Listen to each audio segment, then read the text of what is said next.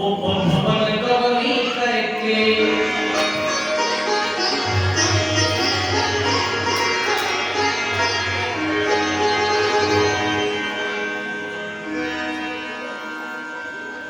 साँझ समय सानंद नृप शाम का समय हुआ, सूर्य अस्त होने वाला है।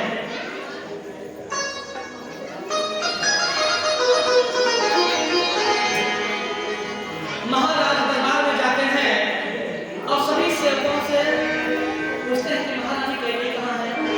तो उन्हें जब पता चला कि महारानी कोप भवन में है, अरे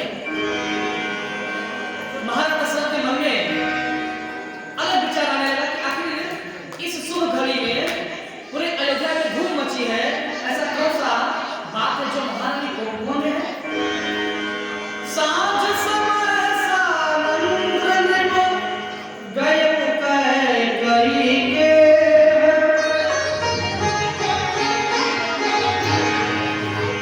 सभय नरेश प्रिया कह गयो, देखी दशा दुख दारुण भयो। जब दशरथ जी गए कैकेयी के पास, जब दशा देखे तो कंगन कहीं और पड़ा है, ये जो गजरा लगाती हैं बाल में स्त्रियां, वो कहीं और पड़ा है, किनकी चूड़ियां कहीं और पड़ी है और उसके केस बिखरे बिखरे हैं पूरे, उसके केस किनारे हैं और अपना भेष कैसे बनाई है, मुझे उससे सारा तन दिख रहा है भैया।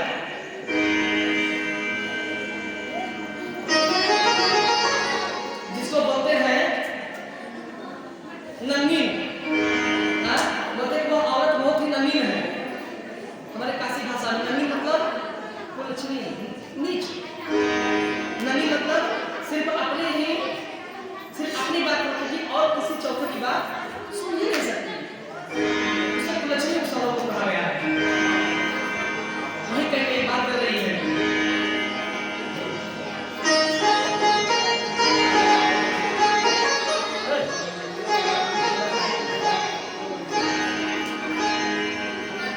दशरथ जी जाकर के देखते हैं, अपार दुख होता है वो। जाजी कहाँ नृकट कहुमान,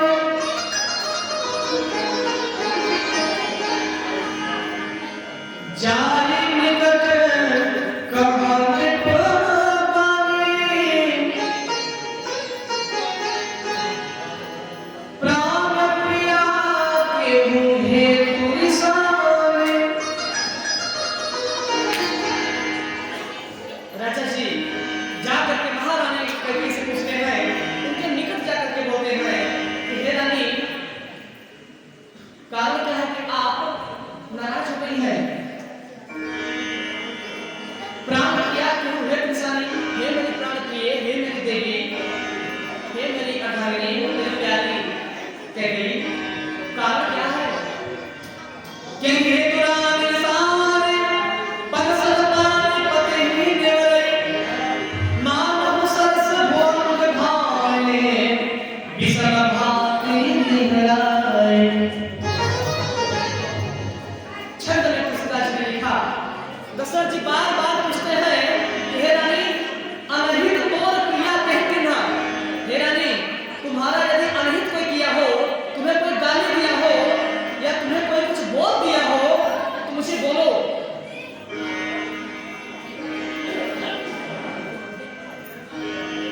केही कोई सिर केही जब चढ़ले धाम।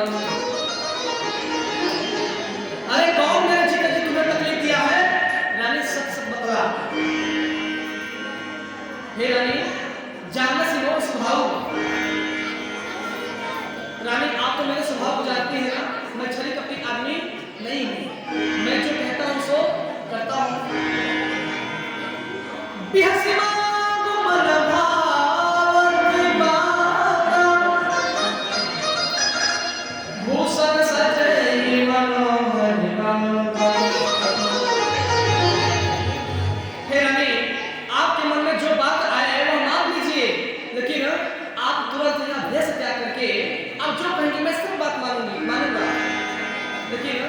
देवी, आपसे मेरा विशेष आग्रह है, इस देह को, इस वस्त्र को त्याग करके आप नया वस्त्र पहन करके सोना श्रृंगार करके मेरे सामने आए, तब मैं कोई बात आपसे कहूँगा। इधर कैकेयी गई थी, अपना वस्त्र बदल करके सारा सोना श्रृंगार करके पुनः आती है दशरथ जी के पास। इधर जब आ गई तो दशरथ जी कहते हैं, भामिनी मोर तोर भरी भावा। हे महारानी, अब सुनिए, राम ही देहु काल जुगराजु। रानी, आप इस प्रकार से क्यों हंसाई हैं? कारण क्या है?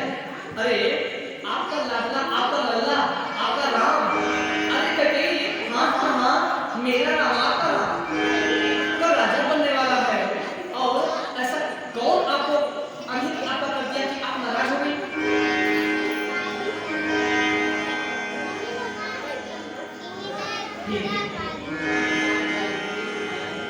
जग प्रीत भूले न लेना, नार चरित चलनिधि अवगाहो। देखिए भैया, तुलसीदास जी संकेत कर दिए, समझिएगा। यद्यपि नीति निपुण नर न हो, यद्यपि भले ही राजा नीति में निपुण है, लेकिन नार चरित जल निधि और आओ। नार चरित भैया जल की सागर होती है नार चरित। हाँ, सुपुरखा रो करके हो, रावण को भी मरवा दी, सबको मरवा दी, कुंभकर्ण को 1 लाख पुत्र 1.25 लाख लाती, ता रावण भर दिया ना बाती। यही बात कौरवों का हुआ, यही बात कौरवों के साथ भी हुआ।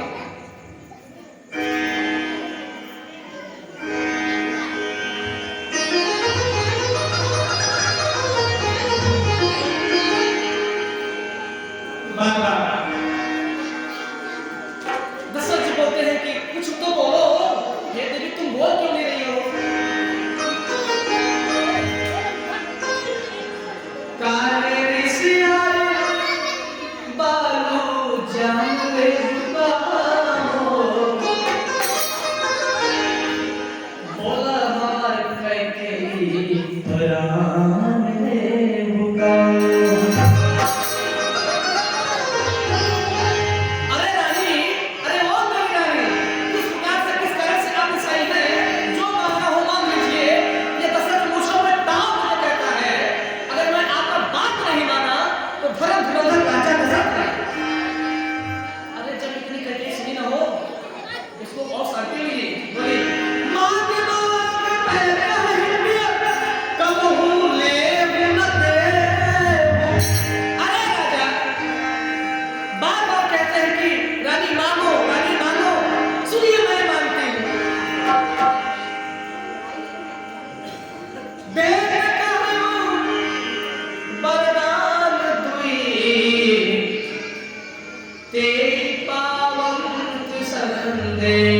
हे महाराज, आप जब बोल रहे हैं कि रानी मांगो, रानी मांगो, रानी मांगो, रानी मांगो, रानी मांगो, सुनिए, मैं मांग रही हूँ। याद करिए, आप हमसे कभी बोले थे कि रानी, मैं आपको 2 वरदान दे रहा हूँ, आपके मन में जब इच्छा आए तब मांग लेना। तो हे राजा, कान खोल के सुनिए, आज समय आ गया है, मैं 2 वरदान मांगती हूँ।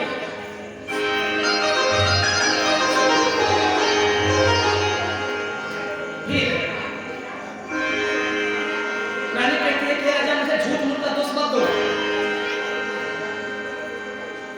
दशरथ जी बोले, कहने की बात सुनकर के, रानी, मेरे बातों पर विश्वास रखो, भरोसा रखो। आप 1 नहीं, 2 नहीं, 2 के 4 मांग लो, 4 का 8 वरदान मांग लो, 2 के 4 मांग मुकले। रानी, आप 2 वरदान की बात कर रही हैं, 1 के बदले 3 और 2 के बदले 4 मांग लो। लेकिन हे रानी, प्यार से शुरुआत हो। जरूर है तो मेरी, कैसे बोले,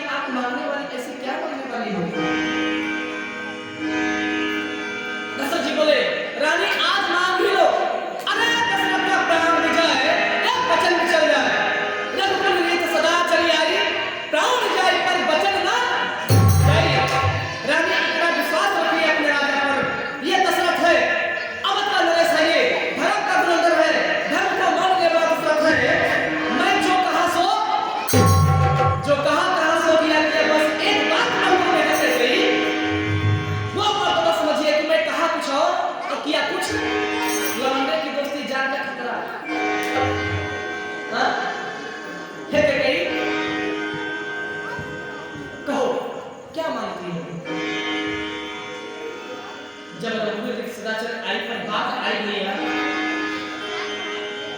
तब कैकेयी बोली,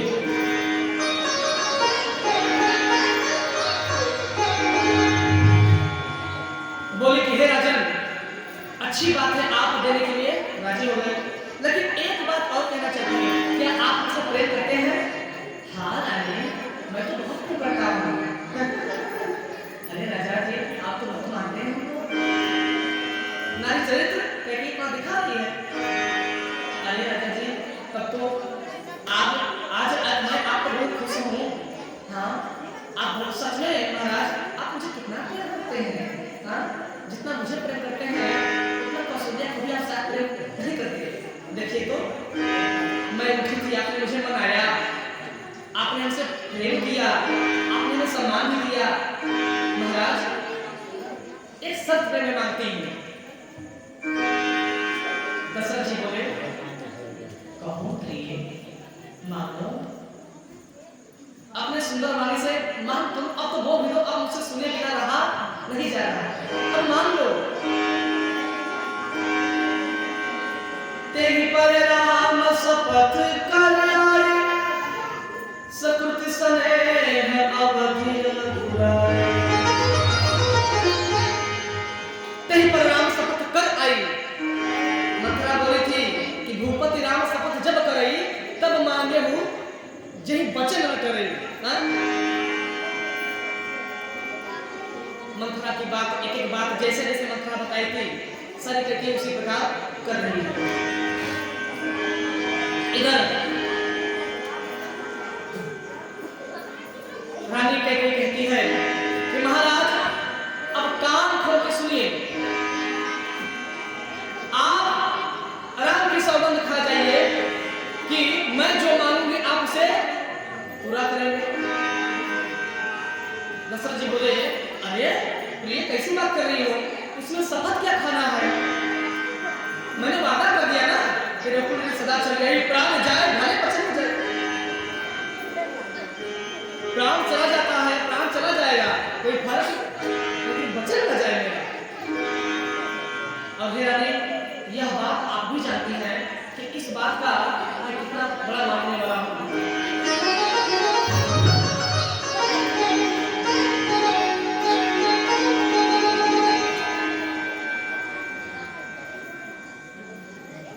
फिर जब राम जी के शपथ का नाम सुने, अरे तो निपुण है मेरे दशरथ जी, राजा जी राजनीतिक में निपुण है, लेकिन अब नारी चरित्र के आगे बेचारे उनका ज्ञान क्या करे? सोचिए, एक नारी अगर सच्चे मन से अगर अपने औकात पर उतर आए, अपने क्रिया चरित्र पर उतर आए रामपाल जी, तो उसे घर को बर्बाद, स्वर्ग जैसे घर को बर्बाद करने में एक भी दिन समय, एक दिन छोड़िए, एक मिनट भी नहीं लगेगा। बस आप बात कर रहे हैं कि बच्चे बहुत डिस्टर्ब कर रहे हैं, बच्चों को पीछे भेजिए। आप बच्चों को पीछे भेजिए बाबूजी, निवेदन है आप लोगों से, बच्चों को मत रखिए। ये प्रसंग इतना अच्छा है कि भाव में डूबना पड़ता है, समझिए आप लोग। कथा की नौटंकी नहीं है कथा।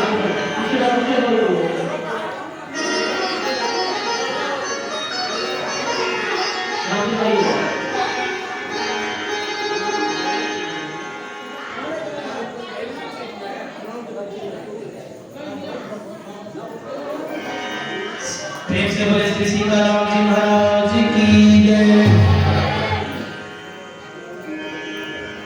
इधर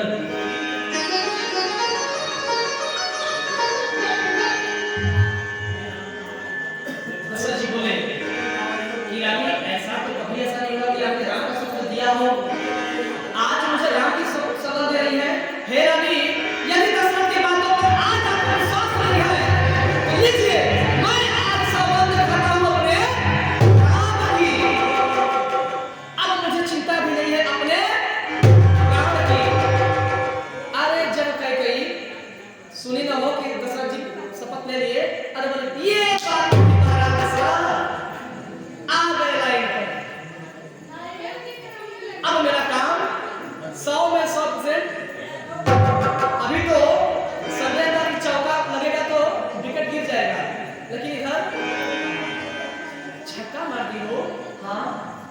थोड़ा मैसेज फाइनल हो गया।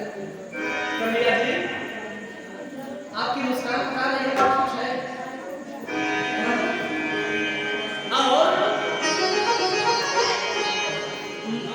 भैया, जब कैकेयी ने महाराज को शपथ दिलवा दिया राम जी का, तब तुलसीदास जी क्या लिखे? मिलनी जिछालन चाहती बचन भयंकर बाज। फिर यहाँ एक बार और लिख दिए, कैकेयी वैसे ठहाके मार के हंस रही है और झपट करके उनसे वरदान का शपथ दिला रही है, जैसे एक मुर्गिया के बच्चे को एक चील बांध दे करके झपट करके आकर के तुरंत ला के ले जाता है। जैसे हम लोगों के देह पर मच्छर बैठ जाए और उसे ऐसे मारते हैं ना, वैसे कैकेयी मानो राजा दशरथ की मति को पूरा उलट पुलट के जाती हो।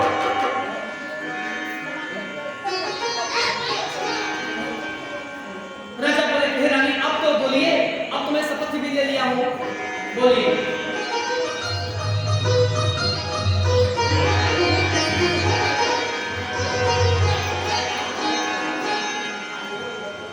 सुनहु प्राण प्रिय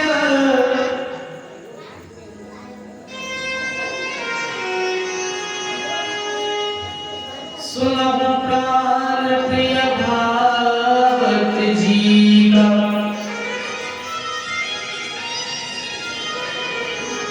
हे प्राण प्रिय, हे मेरे जी को, मेरे हृदय को भाने वाले मेरे पति, हे मेरे महाराज, देव में एक बार भारत ही टीका, यानी मैं पहला बार आपसे मांग रही हूँ कि पहले बार में मेरे भारत को राजगद्दी दे दीजिए। दशरथ जी बोले चलिए, ये मैंने आपको दिया।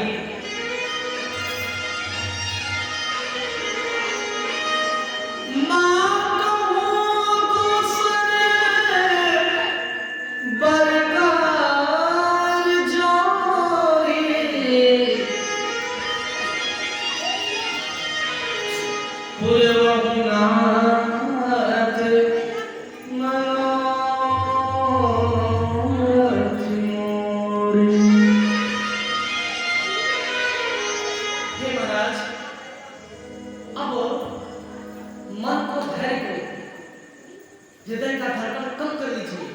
अब मैं जो दूसरा वरदान मांगने जा रही हूँ, महाराज जरा उस पर विचार करिएगा, ध्यान दीजिएगा। मानो दूसर बर कर जोड़ी, पूर्व हो नाथ मनोरथ मोरी। हे नाथ, मेरी मनोरथ को अब पूरा कीजिए।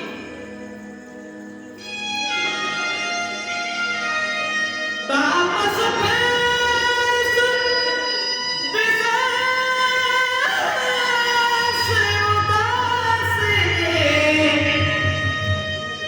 चौदह बरस राम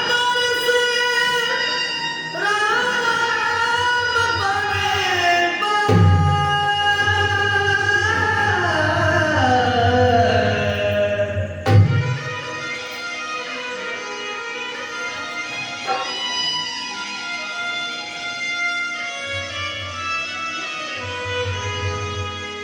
तापस भेष विशेष उदासी, 14 वर्ष राम वनवासी। अरे भैया, जब दशरथ जी सोचे सुने हो, पैरों से जमीन खिसक गया उनके। सुनि मृदु वचन भूपहिया सोको, शशिकर छुअत बिकर जिनको।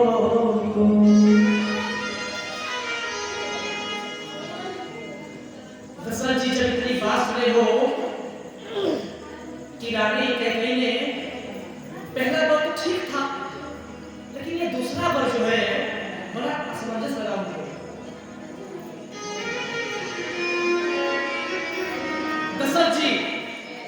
दशरथ जी का जितना ज्ञान था सब चूर चूर हो गया।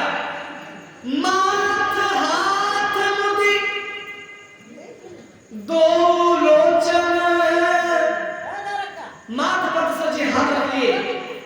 माथ पर, जैसे किसी व्यक्ति को कितना भी बड़ा विपत आ जाता है तो व्यक्ति क्या करता है, हो जाता है ऐसे, या तो ऐसे बैठेगा या फिर ऐसे बैठेगा या फिर ऐसे बैठेगा, मतलब ऐसे ही बैठता है। उसी प्रकार दशरथ जी बड़े सोच में पड़ गए भैया।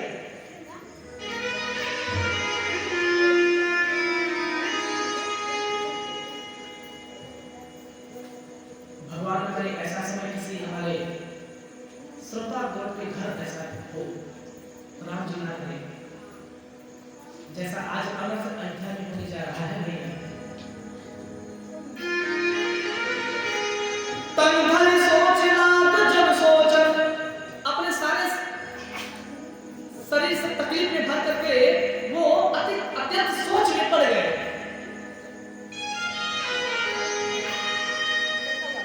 कि जवन मान होखे रानी,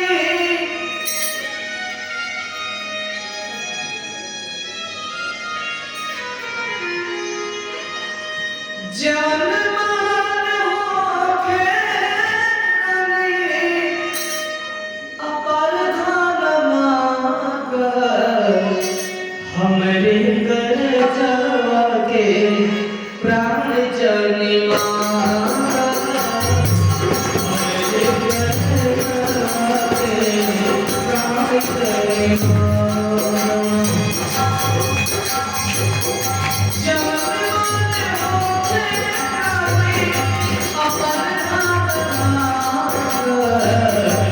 हमरे कर जावा के प्राण जनि मांगा।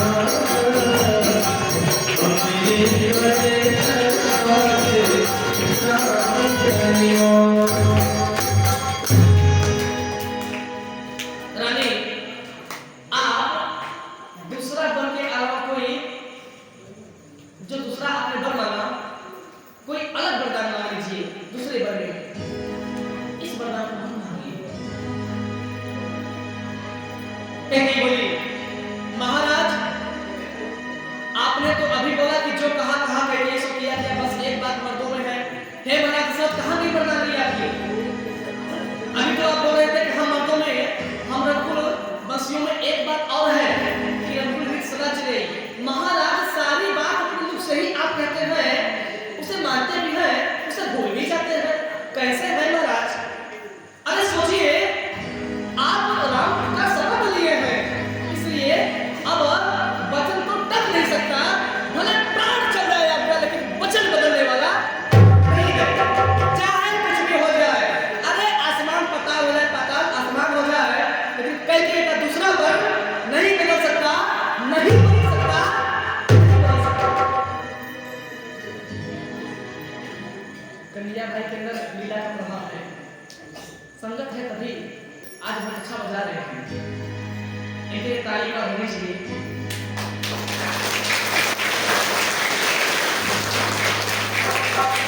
आज अपने कन्हैया जी को मैं कुछ दे दूं, हाँ, क्योंकि आज मेरा मन बड़ा प्रसन्न किए गए। आज ये मेरे प्रस्तावती आशीर्वाद है मेरा।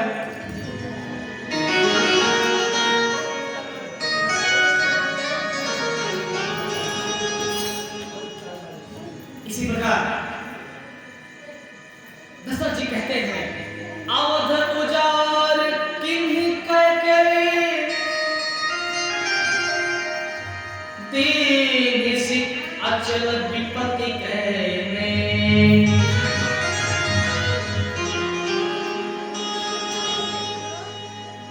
हे कैकेयी, तूने अवध को उजाड़ दिया।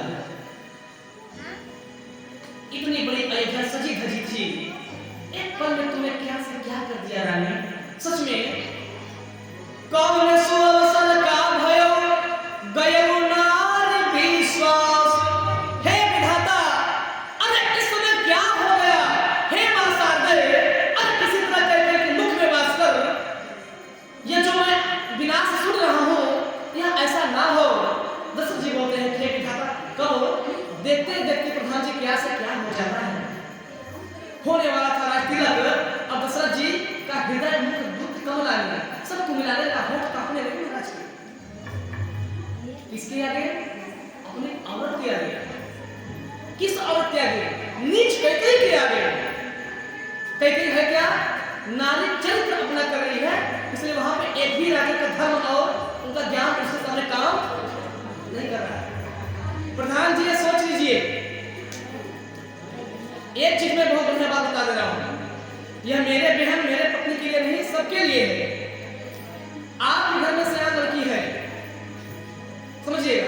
हिंदू धर्म में आज बहुत समाज में हम देखते हैं कि कुंवारी बहन बेटियां बहुत मेकअप श्रृंगार करती है, जबकि यह उचित नहीं है। क्या हमारे हिंदू धर्म में जब किसी बहन का सुहाग बन जाता है तब एक सुहागन बहन को अधिकार है सुहाग श्रृंगार करने का, न कि कुंवारी लड़कियों का। गार्जियन एक बात ध्यान दे, अगर बिटिया कुंवारी बिटिया अगर श्रृंगार कर रही है तो समझ जाइए कहीं कहीं दाल में समझ जाइए ये नारी क्रिया चरित्र है, नारी चरित्र है। आप नहीं सोच पाएंगे, जब दशरथ जी नहीं सोच पाए तो हम क्या समझ पाएंगे। हमारी बहन हमारे सामने कुंवारी रह के भी अगर श्रृंगार करे तो मुझे मूर्ख को समझ जाना चाहिए कहीं कि मेरी बहन गलत कर रही है। हाँ? क्योंकि भाई कुंवारी लड़कियों का कोई होता नहीं, श्रृंगार किसके लिए कर रही है, किसको दिखाने के लिए भाई, माता पिता को देखेंगे। गार्जियन को यह समझना चाहिए। आज हमारे हिंदू धर्म में भी यह बात होती है कि एक सुहागिन औरत भी श्रृंगार नहीं कर सकती। कब? जब उसका पति उसके सामने न हो तब सुहागिन औरत की श्रृंगार नहीं कर सकती। हाँ, जब उसका पति उसके सामने हो सारा श्रृंगार अर्पित है। श्रृंगार और सुहाग और मंगलसूत्र सिर्फ अपने पति के लिए होता है, अपने पति परमेश्वर के लिए होता है, न कि दुनिया को दिखाने के लिए। हमारे समाज में ऐसी भी बेटियां हैं, अगर ऐसी हैं तो आप सुधरने का प्रयास करें। यह हमारा संस्कृति नहीं है, यह हमारा पहचान नहीं है। माता पिता आपकी शादी कर देंगे, आप जी भर के सुहाग करना मांग करना, हाँ सुहागन बनना सौभाग्य रहेगा, लेकिन जब तक कुंवारी हो आप श्रृंगार नहीं कर सकते। ये मर्यादा है रामचरितमानस में, यही तो मर्यादा है। कथा तो सब बताते हैं कि रावण ने सीता मैया का हरण लिया और भगवान राम मारे राजा हो गए, ये सब जानते हैं कहानी। समझिएगा, हम कहानी बताने नहीं आए हैं टाइम पास करने। आज अगर मैं चाहता तो आज मैं क्या किया होता, आज मैं सीता हरण कर दिया होता, लेकिन अभी मैं आज 6वां दिन हो गया और मैं अभी अपने राम जी को वनवास ही नहीं भेज पाया, अभी भी वनवास नहीं हो पाया, 9 बज गया होगा। सोचिए, ये कथा है मेरा, प्रसंग भी नहीं हो पा रहा है। अच्छा लग रहा है कि नहीं? समझने का प्रयास करिए। गार्जियनों को मैं खास करके बोल रहा हूँ, बच्ची को मन होता है उनकी, अगर आप लोग ऐसा देखें तो सतर्क हो जाए, सतर्क होने की जरूरत है। जय जय श्री राधे।